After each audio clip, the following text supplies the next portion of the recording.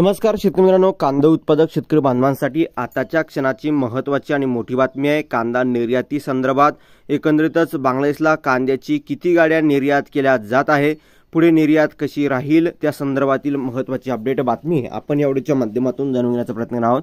कांदा निर्याती संदर्भातील महत्त्वाची बातमी आहे। कांदा भाव त्या संदर्भात वाढणार आहे का त्या संदर्भात सुद्धा महत्त्वाची लाईव्ह अपडेट बघून घ्या। शेवटपर्यंत व्हिडिओ जर आवडला तर नक्कीच लाईक करा। सांगा चॅनलवरती नवीन असाल तर माझा शेतकरी YouTube चॅनलला सबस्क्राइब करून जसं लाईक करून म्हणजे घंटा वाजू नका, जेणेकरून नोटिफिकेशन तुमच्यापर्यंत पोहोचते। चला तर मित्रांनो व्हिडिओला सुरुवात करतो आहे।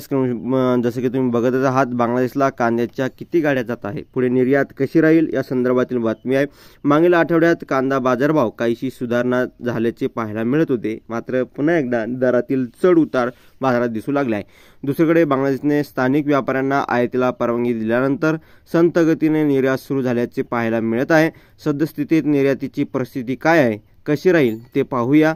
सद्यस्थितीत लासलगाव बाजार समितीमध्ये सरासरी 1500 रुपये दर मिळतो आहे, तर मागील आठवड्यात 16 ऑगस्ट रोजी हा दर 1600 रुपये होता। दुसरीकडे निर्यातीची स्थिती पाहिली तर संथ गतीने सुरू आहे। अजूनही अपेक्षित अशा गाड्या पोहोचत नसल्याने समस्या आहे, मात्र साधारण रोजच्या रोज 20 ते 22 गाड्या बॉर्डरवर जात आहे। आज 24 ऑगस्ट रोजी या ठिकाणी बघितलं तर इंडियन चेकपोस्ट घोजगंडा या ठिकाणी जवळपास कांद्याच्या 29 ट्रक पोहोचले आहेत।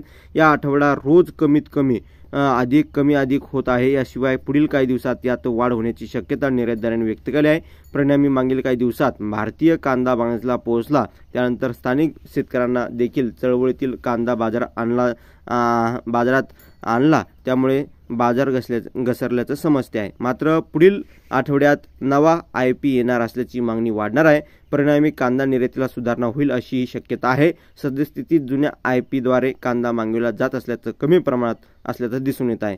कांदा निर्यातदार या ठिकाणी विकास सिंह उपाध्यक्ष कांदा निर्यातदार संघटना बघू शकता, सोमवारी मंगळवारपासून निर्यात सुरळीत चालू होईल अशी आशा आहे। तेथे स्थानिक शेतकरी कांदा बाजार आणत आहे, तसेच जुन्या IP द्वारे कांदा ट्रक बॉर्डरवर येत कमी प्रमाणात आहेत, मात्र नव्या IP येत असल्याने निर्यात वाढण्याची शक्यता आहे।